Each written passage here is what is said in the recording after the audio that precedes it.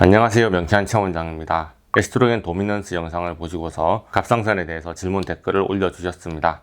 갑상선 저하증은 맞는데 수치가 애매해서 약을 먹을 정도는 아니라고 합니다. 혈액 검사에서 TSH가 8 정도 나왔는데 10을 넘어야 약 처방을 한다고 하네요. 여성 호르몬 수치도 검사를 해봐야 할까요? 라고 질문하셨습니다.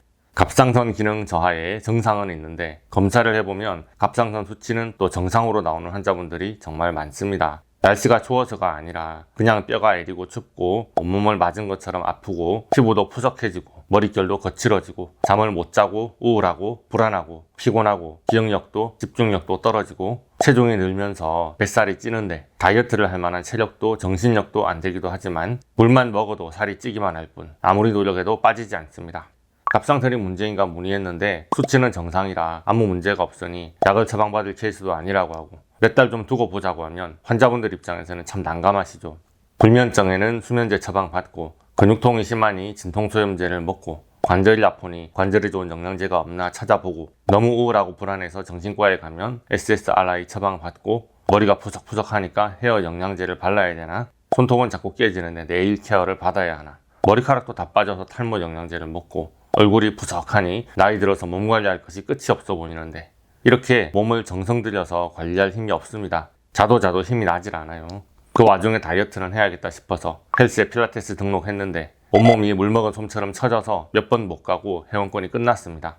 자, 이렇게 대응하는 것이 맞냐는 말이죠. 오늘은 이렇게 기능적으로 갑상선 저하증이 생기는 원인을 알아보고 여러분이 스스로 대처할 수 있는 방법에 대해서 알아보도록 하겠습니다. 갑상샘은 갑상선 호르몬을 만들어서 우리 몸의 대사를 촉진하고 기능을 유지시키는 역할을 합니다. 뇌하수체에서 갑상선 자극 호르몬 TSH가 생산되어 갑상선 호르몬인 티록신 T4와 3요오드 타이로닌 T3를 분비하게 되죠. T3는 활성 형태이고 T4는 불활성 형태인데 갑상선에서 분비될 때는 90%가 T4의 형태입니다. T4가 간이나 장에서 T3로 변환되어서 작용을 하기 때문에 혈중의 TSH, T3, T4를 검사하고 갑상선 기능을 판단하게 됩니다. TSH 수치는 높고 T4, T3, 포리T4 항목 중에 일부의 수치가 낮게 나오면 당연히 갑상선 기능 저하증 진단이 나오는데요. 모든 수치가 정상 범위라고 하시면 저는 먼저 갑상선 호르몬에 대해서 조직 저항성이 있는 것이 아닌가 의심할 겁니다. 갑상선 호르몬이 혈중에서 정상 농도로 존재하더라도 표적 조직에서 효과적으로 작용하지 못하는 상태라는 것이죠.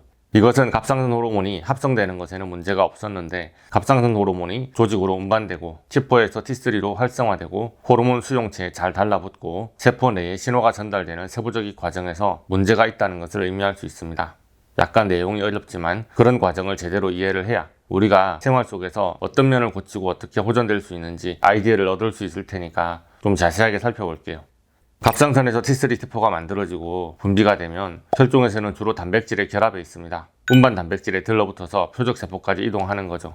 이런 단백질이 들러붙지 않은 자유로운 상태의 T3, T4는 0.1 내지 0.3%밖에 되지 않습니다. 조직세포 밖에서 호르몬이 작용하는 것을 막는 의미도 있습니다. 뇌나 근육 등의 조직세포에서 DIO2, 탈요오드와 효소를 통해서 요오드를 하나 떼내면 프리-T4가 프리-T3로 변환됩니다.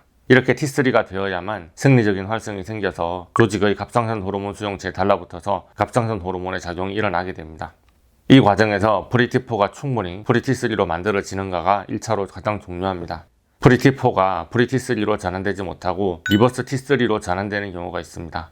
리버스 T3는 T3 호르몬의 불활성 형태입니다. 모양은 비슷합니다만 탈요오드와 요소 DIO3가 작용하여 다른 자리의 요오드를 떼어낸 것이라서 수용체에 제대로 들러붙지 못하고 수용체에 들러붙는다 해도 활성이 일어나지 않습니다. 그래서 오히려 프리-T3와 경쟁하면서 조직의 갑상선 호르몬 기능이 발현되는 것을 저하시키게 됩니다. 언뜻 보면 리버스 T3가 T3를 제대로 만들지 못한 불량품이라 생각할 수가 있는데요. 20%가량 리버스 T3가 생성되는 것은 정상 범위라고 봅니다. 왜냐하면 T3의 작용을 악셀이라고 한다면 악셀을 밟지 않는 것, 즉 T3를 생산하지 않는 것만으로는 호르몬 작용을 제어하는 것이 부족하니까요. 리버스 T3는 T3의 작용을 막는 브레이크 역할을 하는 것으로서 갑상선 호르몬이 과활성화되지 않게 하여 신체가 에너지를 절약하고 대사를 억제할 수 있도록 합니다. 자, 그렇지만 우리가 수치는 정상인데 기능적으로 갑상선 저하의 증상이 있다고 한다면 이 리버스 T3가 과하게 생산되는 것이 아주 많은 관련이 있습니다. 혹시나 신지로이드 처방을 받으신 분 중에서 증상이 호전되지 않는다면 신지로이드는 T4입니다. 결국 T3로 전환되는 과정에서 리버스 T3로 변환되는 경향성이 큰 것이 문제가 됐을 가능성이 높습니다. 그럼 어떤 상황에서 리버스 T3가 많이 생성될까요? 가장 먼저 꼽는 것이 스트레스입니다. 신체는 스트레스 상황에서 에너지를 보존하려고 대사를 억제하려는 경향성이 생깁니다. 스트레스 호르몬, 콜티솔이 증가되면 리버스 T3의 생성이 촉진됩니다. 육체적인 질병도 심각한 스트레스입니다. 그래서 폐혈증 등 감염이 심각할 때, 수술을 받고 회복 중일 때, 다쳤을 때는 리버스 T3의 생성이 크게 늘어납니다.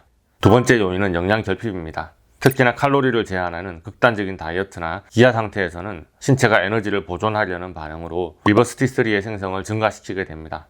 저탄수화물 다이어트 또는 단백질 결핍 상황에서는 T4가 리버스 T3로 전환되는 경로가 활성화됩니다. 그래서 저탄고지 식이요법을 오래 할 때 갑상선 기능이 떨어지는 결과를 낳게 됩니다. 그리고 한쪽으로 치우친 불균형한 식단은 갑상선에 필요한 각종 비타민과 미네랄의 섭취가 부족해지는 결과를 불러옵니다. 세 번째는 만성 스트레스와 부신기능 저하입니다. 스트레스 호르몬, 콜티솔이 많이 분비되는 경우에는 탈요오드화 효소의 작용을 억제하여 T4에서 T3로 전환하는 것을 감소시키고 리버스 T3의 전환을 증가시킵니다. 여기서 스트레스라 함은 정신적으로 불편하고 예민하게 만드는 것뿐만 아니라 육체적인 과로와 야근, 극심한 운동이나 탈진 상태도 다 포함해서 말하는 겁니다. 네 번째는 간과 신장의 기능 저하 문제입니다.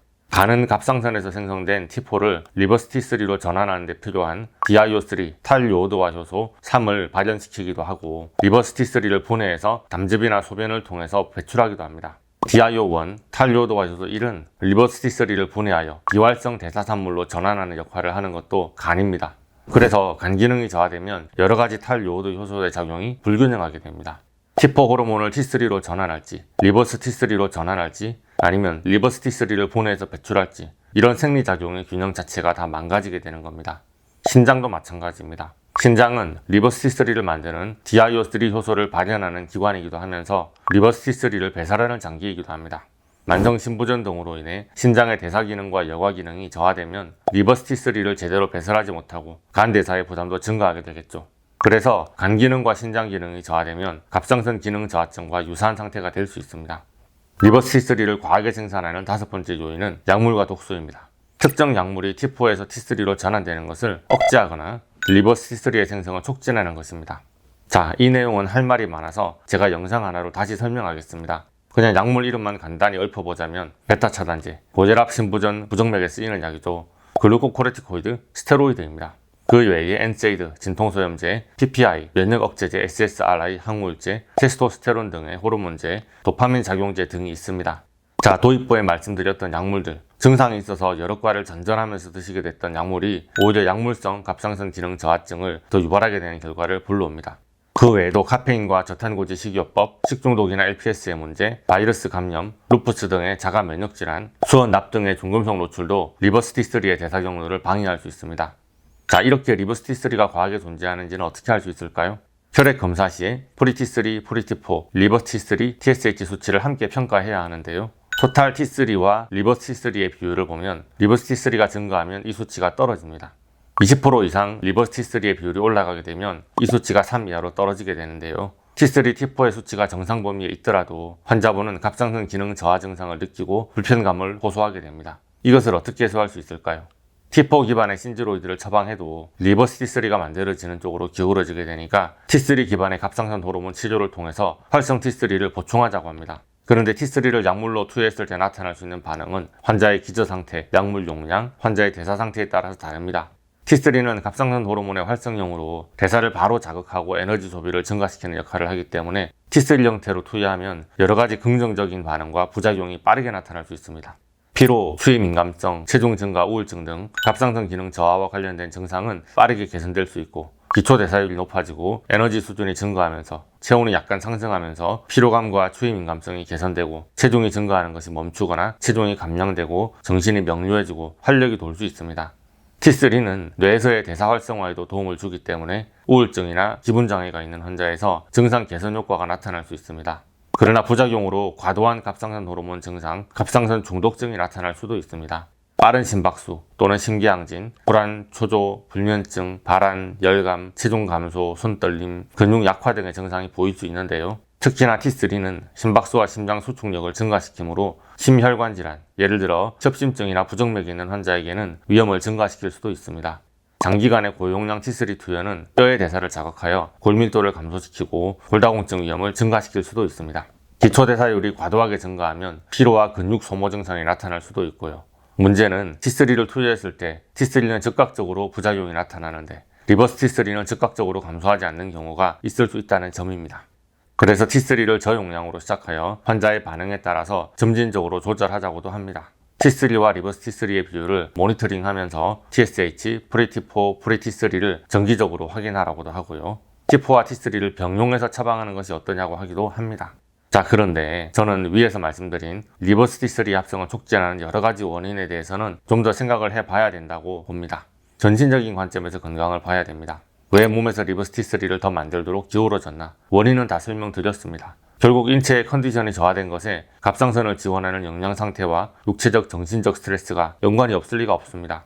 기능적인 갑상선 저하를 호소하는 환자들의 몸 상태를 보면 갑상선 하나만의 문제가 아닌 경우가 많습니다. 시상하부, 뇌하수체 부신, HPA 축뿐만 아니라 뇌 장축, 그리고 갑상선 부신 성호르몬의 관계성까지 모두 연결되어 있으니까요. T4에서 T3로 전환하는 간 기능과 장의 기능, 리버스 T3를 배설하는 신장 기능과 지난번 영상에서 지적했던 호르몬 불균형, 에스트로겐 도미넌스와 약물에 대한 부작용들까지 전반적인 건강 상태를 다 살펴봐야 한다는 말이죠. 갑상선 문제만큼 수많은 인체의 문제에 민감하게 반응하는 곳이 별로 없습니다. 쉽게 탈이 나고 몸의 컨디션에 쉽게 반응합니다. 그저 T3를 투여할지 T3와 T4를 같이 투여할지를 고민하면서 혈액 검사 수치만 보고 있어서 해결될 문제냐, 그런 생각도 든다는 말이죠. 그래서 TSH, T3, T4 수치만으로 갑상선 기능을 체크하는 것은 부족하다.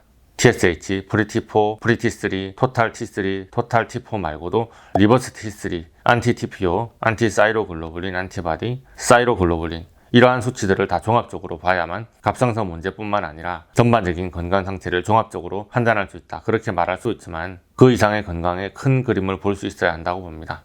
이것에 대한 명쾌한 체원장의 해결책은 다른 질환과 다를 바가 없습니다. 갑상선이 문제든 간이, 장이, 신장이 문제든 간에 기본적으로 먹고 소화하고 흡수해서 우리 몸을 만드는 각종 영양소에 대한 알러지를 해결하는 것과 갑상선뿐만 아니라 각종 호르몬을 분비하는 분비샘의 불균형을 해소하고 신경전달 물질과 호르몬의 균형을 맞춰주는 것이 중요하다고 생각합니다. 명쾌한 알러지 치료의 대전제입니다. 그래서 이 질환, 저 질환에 같은 방식으로 대응하는 것 같으면서도 각각의 환자분의 상황에 따라서 1대1로 맞춤 치료를 지향하고 있습니다. 아무쪼록 여러분의 건강 문제가 잘 해결되길 바라고요. 오늘의 영상이 도움이 되셨다면 좋아요, 구독, 알림 설정 부탁드리겠습니다. 궁금한 것이 있으시면 댓글이나 네이버 톡톡으로 문의해 주십시오. 감사합니다.